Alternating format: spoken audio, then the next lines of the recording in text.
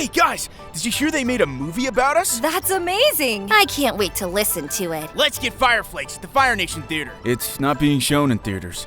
My father leaked the movie online and forced Paramount to release it early. That's the worst thing he's ever done. It's kind of Paramount's fault for treating us like disposable garbage. Also, the movie sucks. There's no way that's true, buddy. It is. We're barely in it. The plot functions without us. You've seen it too, Zuko? I was all over that leak like the Fire Nation on Ba Sing Se. Well, I actually waited for the official release, and though we may agree that Paramount are war criminals who deserve the boiling rock, the movie is great. Let's start at the beginning. So it starts off with me happily playing with my air nomad friends as a child. Then the Fire Nation attacks and kills everyone I've ever loved. But don't worry, it was just a nightmare of the horrific memory that will haunt me for the rest of my life. I'm actually looking for airbender relics, so I return to my old home to find some. But while I'm there, I get attacked by an incredible group of warriors. The Denied. What's their problem? They're a group of non-benders who are sick of living in a world where benders have all the power. Oh, are they recruiting? I doubt it. Twinkletoes probably crushed them, right? Not really. I actually heroically saved the attractive one and sort of nearly die in the process. They kind of blew the temple apart, so I had to stop it from falling on us. You did the opposite of crush them? Are you serious? Why would they try to kill the Avatar? Maybe they were one of Zuko's old friends. Hey, buddy? Stop calling me that! The movie's intro is a massive failure on Aang's part. The Denied show up and successfully steal a figure of Avatar Sonam while destroying countless priceless artifacts in front of the Avatar. He needs to go into the Avatar state to stop himself from getting crushed, and it's pretty cool that he can go in and out of it at will now, but wouldn't you know, right after saving himself, he faints. So the Denied escape, and Aang just ends up seeming kinda weak and useless. Then we get the classic intro to the elements. Water, earth, fire, and air, presented by Team Avatar. This is probably a good time to mention that we all sound different, by the way. What? Why? My voice is perfect. I narrated that intro for years. Do you know how many Water Tribe kids are gonna starve without Katara's voice acting check? They already stole my eyes. Now they've stolen my voice too? Yes, they changed all our voices. Even me, the guy who was voiced by an ethnic Asian. But why? Because we're not diverse enough, all right? Only a blind woman can voice a blind character. Don't you get it? Were the original voice actors busy or something? They weren't asked. Their voices clearly don't represent the characters, so who cares about them, right? Well, a bunch of people grew up with those voices. Those voices are wrong. These voices are right. If you don't agree, then you're worse than Azula. Okay, Zuko, calm down. The new voices aren't that bad, and besides, Appa and Momo sound the same.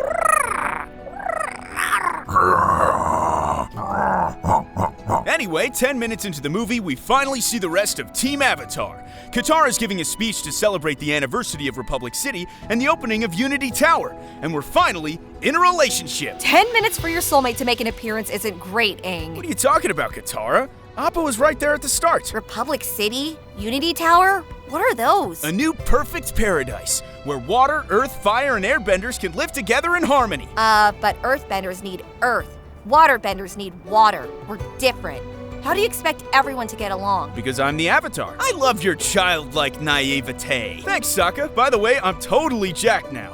Katara's healing me with some water, and I'm kind of a monster, not gonna lie. Am I jacked too? Yes, we're all disgustingly muscular. Well, hey, the movie can't be that bad then. Katara starts moaning at me for spending more and more time in the air temple. She's concerned that I'm becoming a bit distant. Wouldn't have these problems if she dated me. I explain how when the Denied were attacking, I kept thinking, this could be it.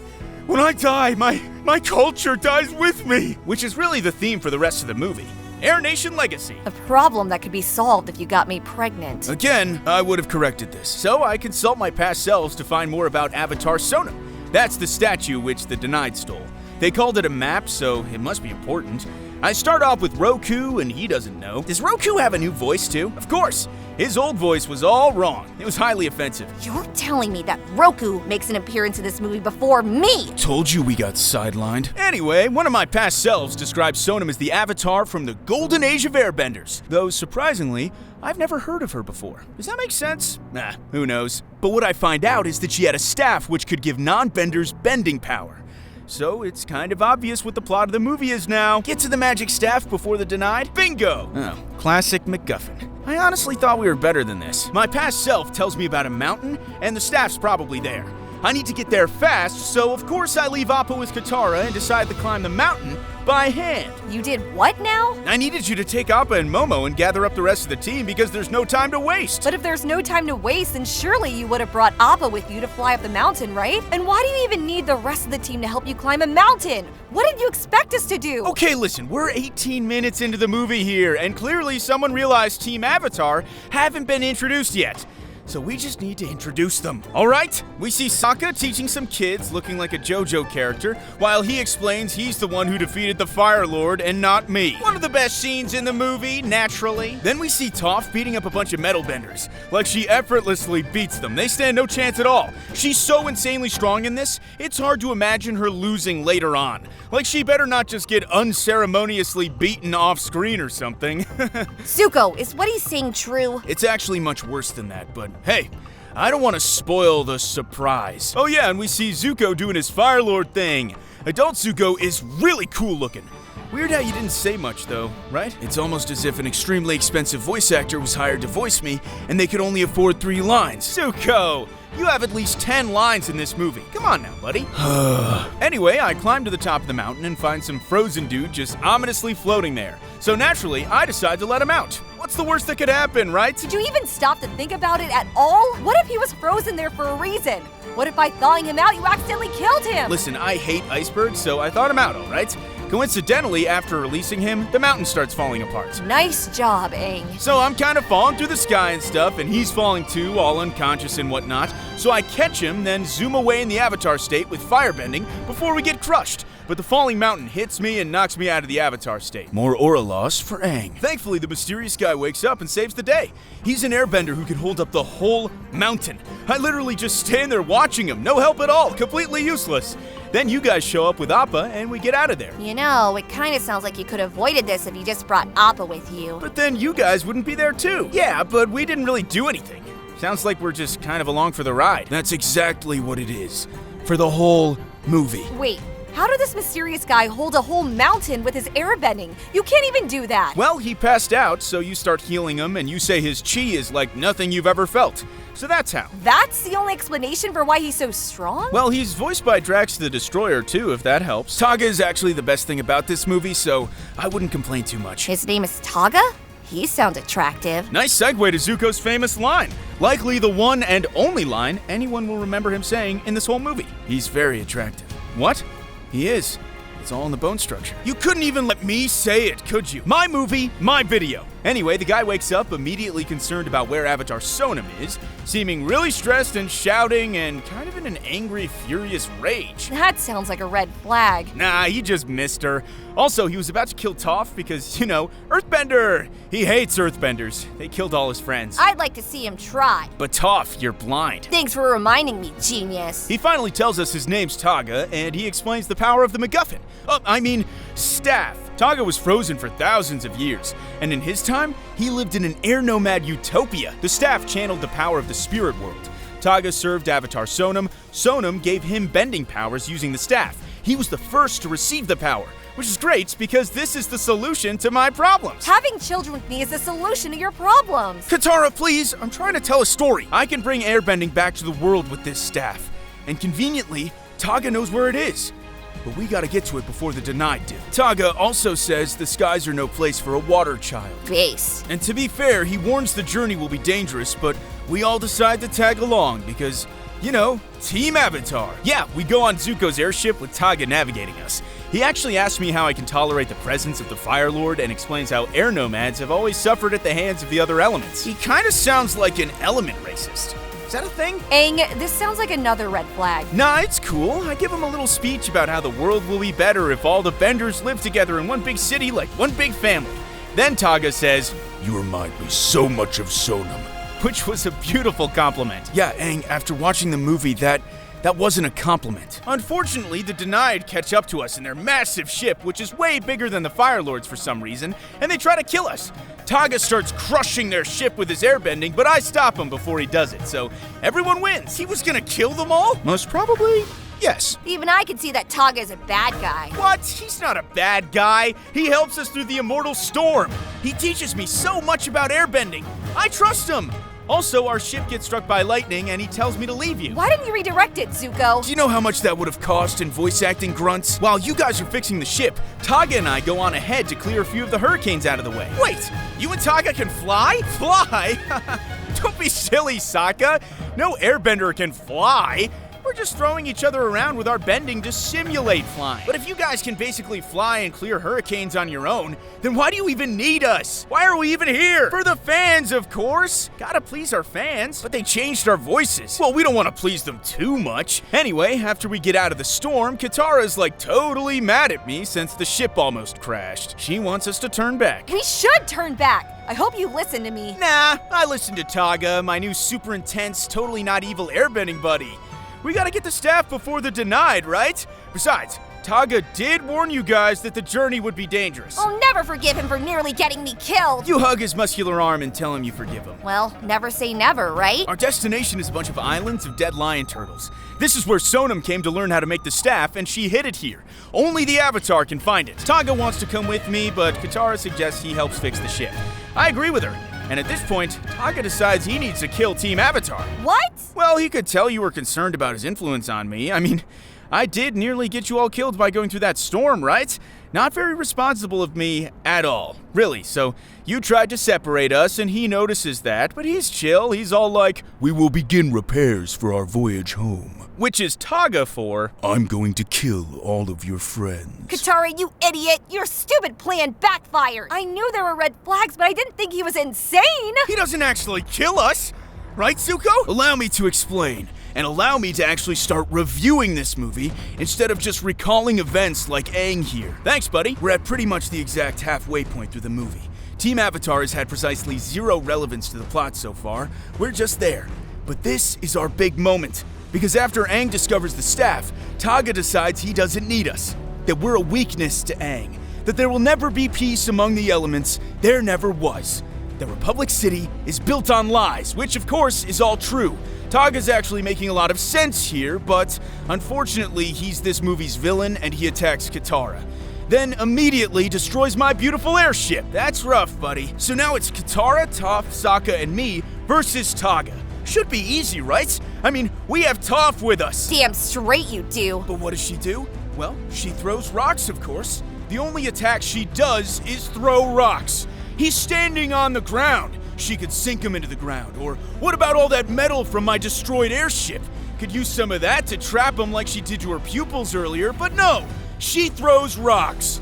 Thanks, Toph. Hey, I don't see you doing much, Mr. Fireface. You know the last time I talked about your powers, I said all you do is throw rocks and so many people came to your defense. She's the most creative earthbender, they said. But look at this. You're totally goddamn useless in this fight. When it actually matters, you just throw rocks like an idiot. Why are you picking on me? Because Taga uses airbending to super speed his way over to me and smash me into the ground. And what the hell's Sokka meant to do, honestly? Water trap. Katara's the only one of us who puts up a decent fight, but she can't win on her own.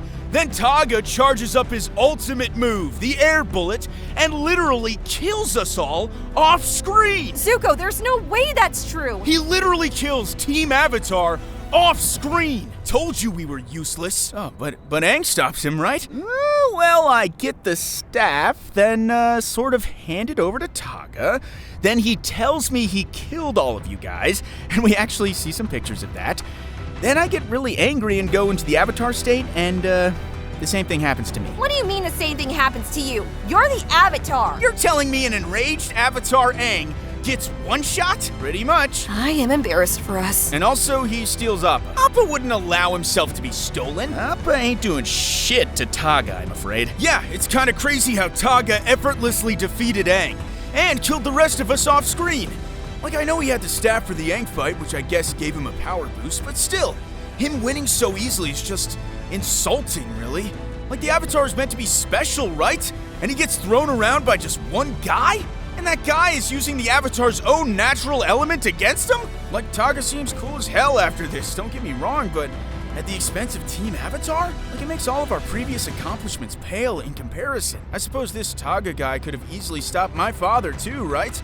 And Azula and literally everyone else? I mean, the movie's called Avatar Aang. Our main character got beat at the start by the Denied, got beat by a mountain that was falling on him, got beat by Taga. He's done nothing of worth. I climbed a mountain. You can't tell me climbing that huge-ass mountain wasn't impressive, Zuko. And I hate to repeat it, but the plot would have continued exactly the same up till this point with just Aang and Taga. Aang was the one who went to the mountain. Aang was the one who freed Taga. Then Aang and Taga were the ones who got through the immortal storm. Aang was the one who got the staff, and Taga was the one who betrayed him. Literally nothing Katara, Toph, Sokka, or I have done up till this point has impacted the plot in a single way. Apart from our off-screen deaths, I guess, if you want to count that, but honestly, Aang could have just started fighting Taga after he learned that he betrayed Sonam, so that wasn't really necessary to trigger their conflict. So Team Avatar are just there, which was absolutely not the case in the original series. Like, we were totally necessary there to teach Aang bending and to steady his resolve and encourage him and teach him. Are you done yapping, Zuko? I'd like to continue reviewing the movie before our little chat here becomes a movie itself. Fine. So I'm not actually dead. At least, I don't think so. In my mind, I'm talking to Avatar Sonam. I finally found her. She explains that Taga is a bad guy, which is pretty poor timing to be honest. Would have been helpful to know that sooner. And that Taga was a different man back when she gave him power. I need to talk about this. Zuko, you talk so much. This isn't your movie, your royal moodiness. What she said, but replace your royal moodiness with Buddy. Also, my girlfriend turned into the mood. So Avatar Sonam and Taga lived 5,000 years ago, right? And back then, the Earthbenders were starting to form their own kingdom and get aggressive. Kind of like how the Fire Nation was aggressive in our time. So what Sonam did was she used her staff to give people airbending. Then she sent those people out to calm the growing unrest.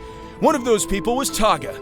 And can you guess what happened next? They all resolved their differences over a nice cup of tea? No, the Earth Kingdom killed everyone. I like your answer better. Like, she sent all these people out to their deaths. What did she think was going to happen? Hey, Earthbenders who hate us and want to kill us, could you please stop doing that? Thanks.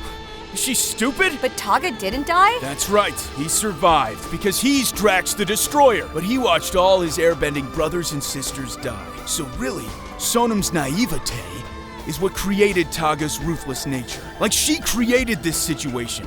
Beyond just giving Taga his airbending. What was she supposed to do? Not sending new air nomads out to their deaths would probably be a good start. His heart was darkened by the violence of war. His heart, his problem. Can you blame him? Taga begged Sonam to use the staff to create an army to defend the remaining air nomads. Begged her, but Sonam refused. Then when he stole the staff to do it himself, Sonam reclaimed it and trapped him high above the clouds. You missed the part where Taga connected the staff to Sonam's temple and turned into a big spirit world monster since his energy was corrupted. And also the part where he fatally wounds Sonam. Yeah, well, I doubt he planned on that happening. I doubt he wanted to turn into a monster. He just wanted to defend his people, which wasn't unreasonable at all. We don't live in the Magic Republic City, Aang. People fight. It's human nature. So that explains why Taga was trapped on the mountain. But why was the staff hidden with the lion turtles? Sonam locked the staff away where only the Avatar could find it. Then she died, hoping that one day another Avatar would create more airbenders and restore balance to the world. Isn't that right, Aang? Yeah, pretty much. I love that staff, I really do. So, Taga isn't actually the bad guy then. He killed us off screen, Toph. What greater sin is there? Well, yeah, but he watched his brothers and sisters get killed. Asked Sonam to form an army, only tried to do it himself when she refused. But what happened to the air nomads after that? With Sonam's dying breath, she scattered us to the mountains. She's the reason we were so weak and defenseless when the Fire Nation attacked. Why did she scatter everyone? Because the Earth Kingdom was coming to kill them all. Turns out Taga was exactly right, and forming an army would have been a great idea. You see? This is why the Avatar shouldn't be in charge.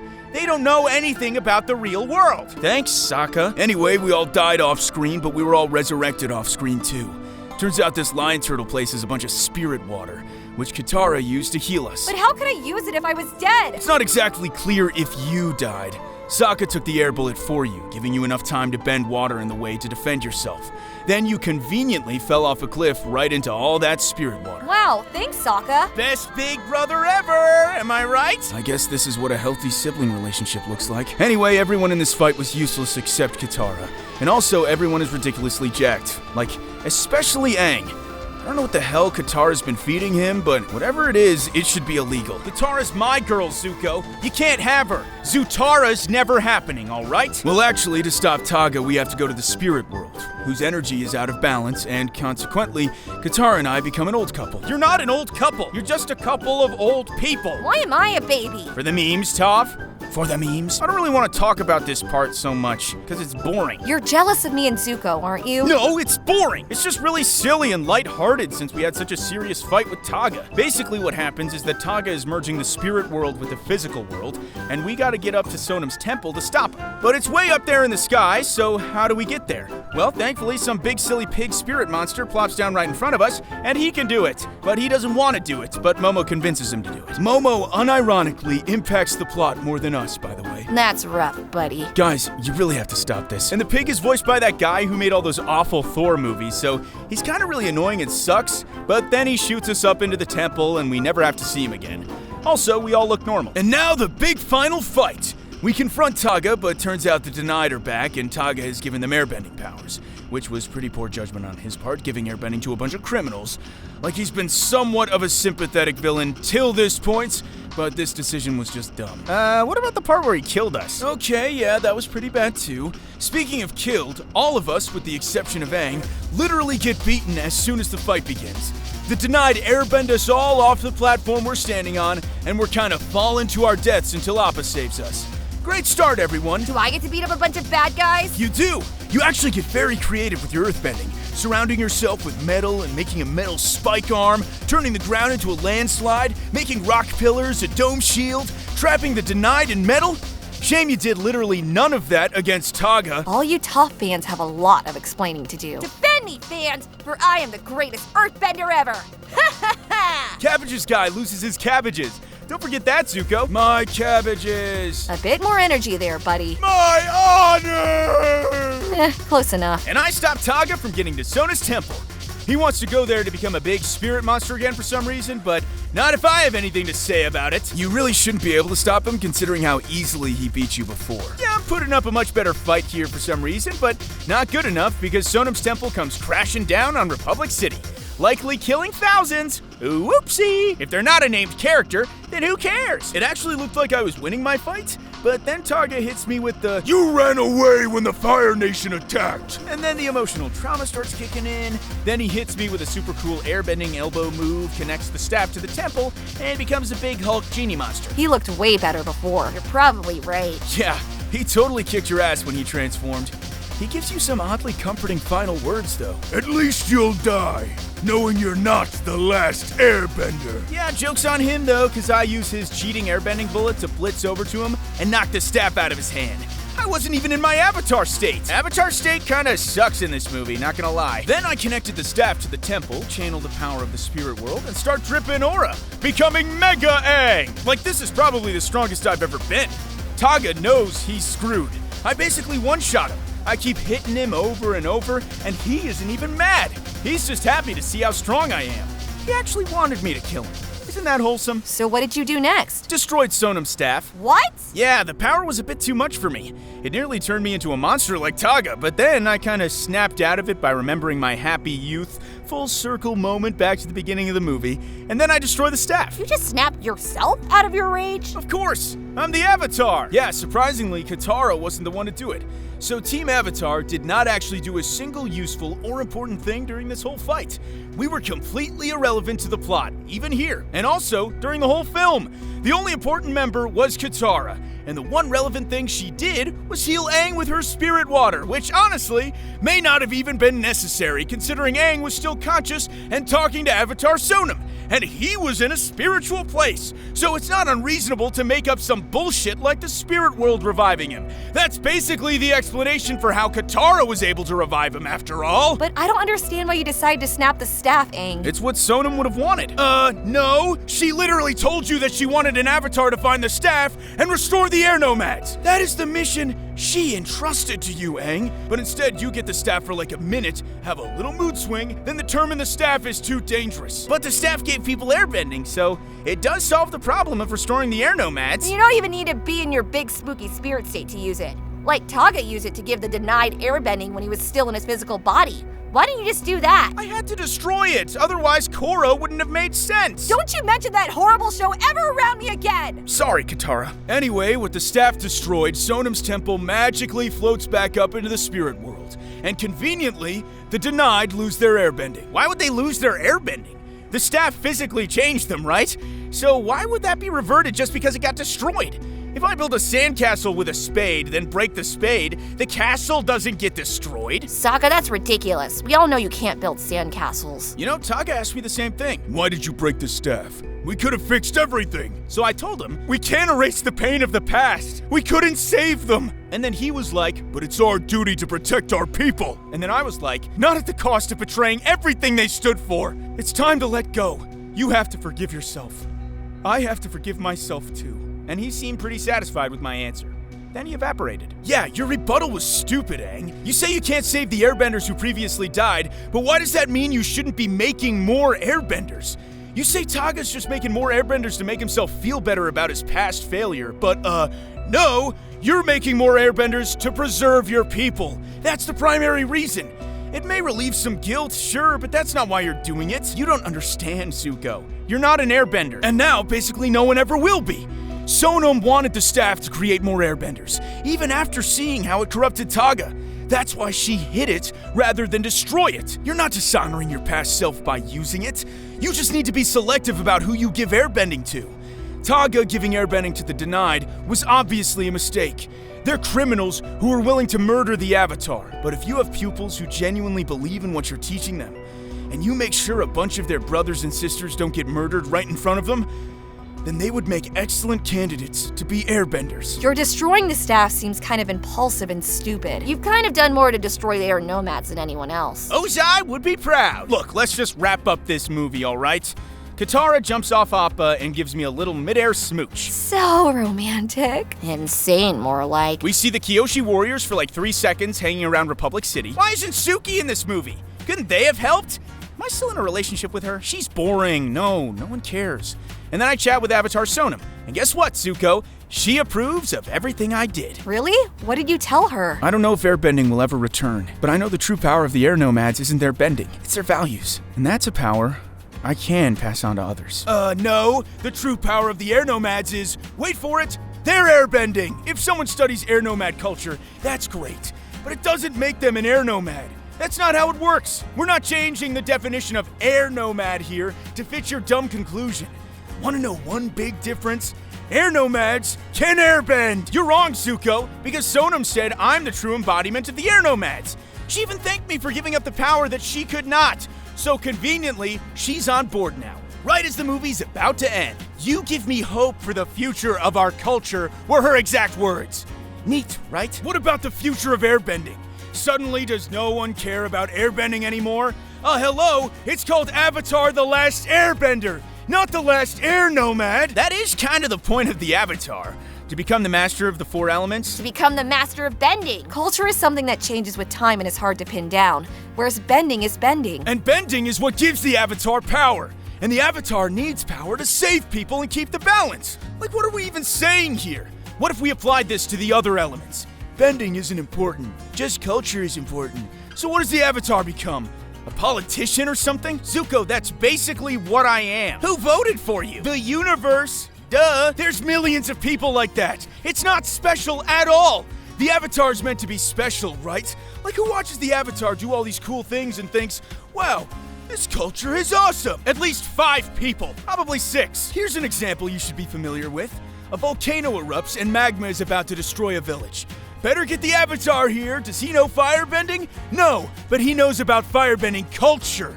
Do you think those people about to get burned alive give a crap about firebending culture? You need power to protect your culture. Bending is that power. You're starting to sound just like Taga. Yeah, well, Taga was right. His idea of creating airbenders so that they can protect themselves makes perfect sense. We don't live in fairy tale paradise where everyone loves each other, Aang. We need power to protect those we love, whether it be from our enemies or from nature or whatever. Shut up! The movie ends with me hanging around with a bunch of air nomad acolytes searching for artifacts. That cute-eyed girl works for me now. See? Non-benders love me. Oh yeah, and we happen to find a bunch of air bison in a temple that no one has visited in thousands of years. So now Appa won't be alone. Well, that obviously wasn't important, was it?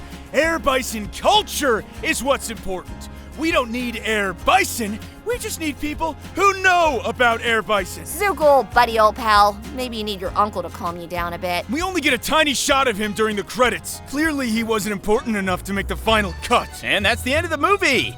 So what do you guys think? I liked it. Aside from the few criticisms Zuko brought up, it sounds beautifully made. Looks and sounds great, I'm sure, and has an awesome villain. Definitely deserve to be shown in theaters. I like the part where we all die. Well, it didn't feel like the characters fit into the plot of this movie very well at all. Like, do you and I even have a conversation, Aang? Let me think. I sent you that letter at the start. Do you and Toph even have a conversation? Now you're just purposely asking difficult questions. These relationships, which were so important in the cartoon, aren't present here at all. And our chemistry just feels off with all these new voices, like, it just doesn't quite feel right. Aang's and Katara's are maybe okay, but the rest of us just kinda, I don't know, weird. I wish they just brought back the old voice actors. There really wasn't a good reason not to. And Aang, honestly, you just feel weak and ineffective for most of this movie. Only at the end do you start feeling like the actual Avatar. Well, if I beat everyone all the time, it wouldn't be very interesting, would it?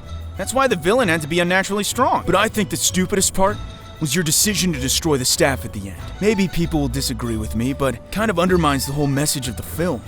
Honestly, I feel like Taga is more sympathetic and logical than the movie intends. Yeah, I felt real bad for him when he blasted a hole through all our chests. Apart from the plot sidelining its main cast and undermining its own message, I liked it. There were lots of fun moments and awesome action and music and animation. It really is a shame that my bastard of a father leaked it online and that I couldn't help myself from watching it. Paramount are definitely to blame too, though. I heard they were sitting on this finished movie for months. It should have been shipped to theaters ASAP to avoid this kind of situation. I know, right? The world loves us. Did they really think it wouldn't do well? Did they really think they wouldn't make money? Couldn't agree more, guys. Anyway, Katara, how about we go and make some airbending babies? Oh, Aang. Ew! Wait, I thought he said bending wasn't important. Says one thing and does another. Maybe he should be a politician. Then he can pass a law to destroy Paramount. Screw you, Paramount!